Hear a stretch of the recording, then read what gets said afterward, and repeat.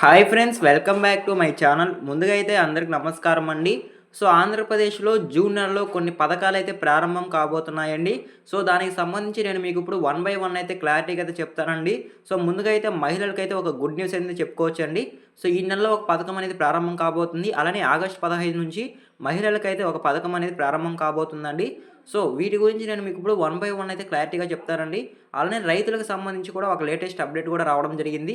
So ఇవన్నీ ఈ వీడియోలో నేను కవర్ చేస్తానండి. అంతకంటే ముందు మన ఛానల్ ఎవరైనా ఫస్ట్ టైం కనుక విజిట్ చేస్తుంటే ఛానల్ చూసి కంటెంట్ నచ్చినట్లయితే ప్లీజ్ సబ్స్క్రైబ్ చేసి మాకు సపోర్ట్ చేయండి. ఆంధ్రప్రదేశ్ నుంచి వచ్చే లేటెస్ట్ అప్డేట్స్ మీరు మిస్ అవ్వకుండా ఉండాలంటే, ఎప్పటికప్పుడు తెలుసుకోవాలంటే మన ఛానల్ రెగ్యులర్గా ఫాలో చేయండి. సో ఇక లేట్ చేయకుండా అయితే ఈ అప్డేట్స్ గురించి నేను మీకు ఇప్పుడు వన్ బై వన్ అయితే క్లారిటీగా చెప్తానండి. సో ముందుగా చూసుకున్నట్లయితే ఒక ఇంపార్టెంట్ విషయం అండి. ఫెన్షన్ల పంపిణీ అండి. సో ఫెన్షన్ల పంపిణీ అనేది మే 31వ తేదీన అయితే స్టార్ట్ చేయడం జరిగింది. సో జూన్ 1వ తేదీన ఆదివారం కావడంతో సచివాలయం సిబ్బందికి సెలవులు ఉంటాయి కాబట్టి సో ఒకరోజు ముందే ఫెన్షన్స్ అనేవి పంపిణీ చేయడం జరిగింది. సో ఎవరైనా సరే మే 31వ తారీఖున ఫెన్షన్ తీసుకోకుండా కనుక ఉన్నట్లయితే సో వాళ్ళ ఉపాధి కొరకు వేరే ఊర్లకు వెళ్ళి వాళ్ళు రాలేని పరిస్థితిలో ఉండడం కారణంగా దృష్టిలో పెట్టుకొని సో ఈరోజు అంటే జూన్ 2వ తేదీన అయితే మళ్ళీ ఫెన్షన్స్ అనేవి తిరిగి ప్రారంభించడం జరిగిందండి. సో ఎవరైనా సరే మే 31న ఫెన్షన్ తీసుకోకుండా కనుక ఉన్నట్లయితే వాళ్ళకి మరొక అవకాశం ఇస్తూ వాళ్ళు ఈరోజు అనేది ఫెన్షన్ తీసుకోవచ్చండి.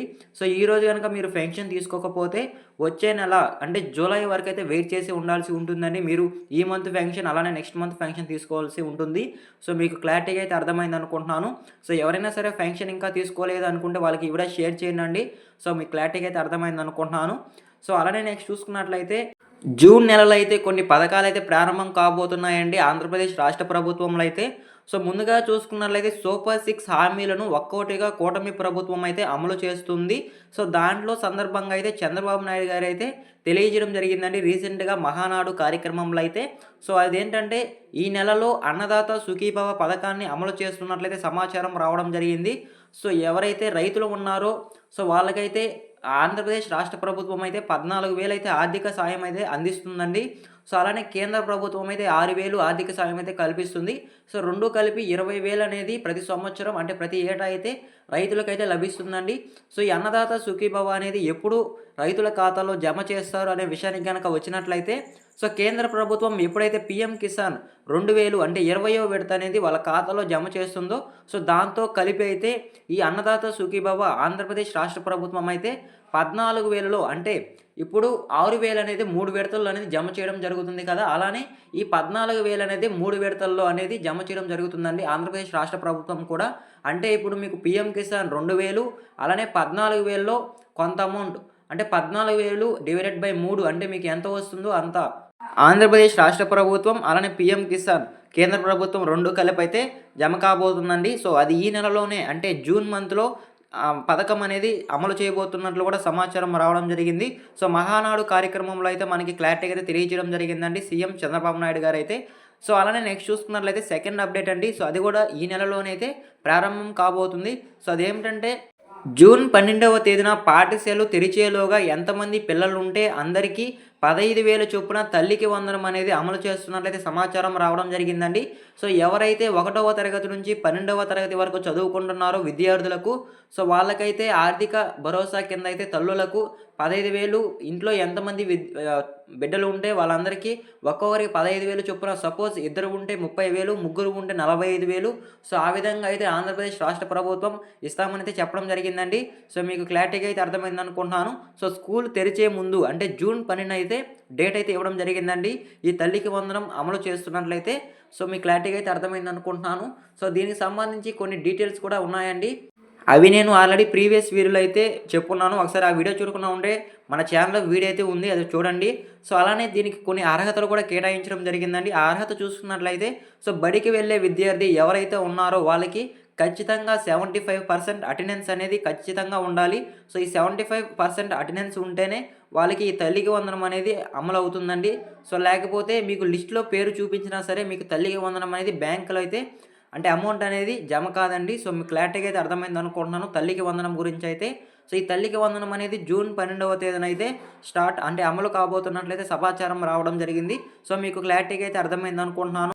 అదే విధంగా నెక్స్ట్ చూసుకున్నట్లయితే మహిళలకైతే ఒక గుడ్ న్యూస్ అండి.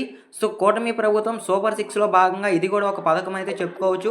సో, అది ఏమిటి అని చూసుకున్నట్లయితే ఆగస్టు 15 నుంచి మహిళలకు ఉచిత బస్సు ప్రయాణం అమలు చేస్తున్నట్లయితే సమాచారం రావడం జరిగిందండి.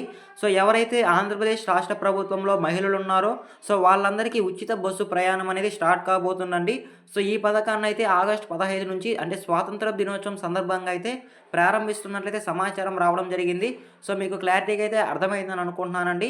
సో, ఈ 3 పథకాలైతే జూన్ మంత్‌లో అయితే ప్రారంభం కాబోతున్నాయి. సో, ముందుగా చూసుకున్నట్లయితే అన్నదాత సుఖీభవ కింద 20,000 అలానే తల్లికి వందనం కింద 15,000 అలానే మహిళలకైతే ఫ్రీ బస్సులనేవి ఈ సంవత్సరంలోనైతే ఈ 3 పథకాలనేవి ప్రారంభం కాబోతున్నాయండి. సో, ముఖ్యంగా అయితే అన్నదాత సుఖీభవ, తల్లికి వందనం అనేది సో, ఈ నెలలోనే అయితే ప్రారంభం కాబోతున్నాయి. సో, మీకు క్లారిటీగా అయితే అర్థమైందనుకుంటున్నాను. సో, అలానే నెక్స్ట్ చూసుకున్నట్లయితే స్పోజ్ పెన్షన్స్ అండి. కొత్త పెన్షన్‌లు సో, ఎవరైతే ఎన్టీఆర్ భరోసా పెన్షన్ తీసుకుంటూ మరణించినటువంటి భర్త ఉంటారో, ఆ భర్త ప్లేస్‌లో వాళ్ళ ఇంట్లో స్త్రీ అంటే భార్య ఉంటారు కదా! వాళ్ళకి పెన్షన్ అండి. సో, దీన్నే స్పోజ్ పెన్షన్ అని అంటారు. సో, ఎవరైతే స్పోజ్ పెన్షన్స్‌కి అప్లై చేసున్నారో వాళ్ళ యొక్క డీటెయిల్స్ అప్లై చేసుకున్న వాళ్ళు కరెక్ట్ డీటెయిల్స్ సచివాలయంలో గనుక ఇచ్చి ఉంటే వాళ్ళకి జూన్ 12వ తేదీన ఈ స్పోజ్ పెన్షన్స్ అనేవి పంపిణీ చేయడం జరుగుతుందండి. సో, ఈ మంత్‌లోనైతే ఈ స్పోజ్ పెన్షన్స్ అనేవి కూడా పంపిణీ చేయబోతున్నట్లయితే సమాచారం రావడం జరిగింది.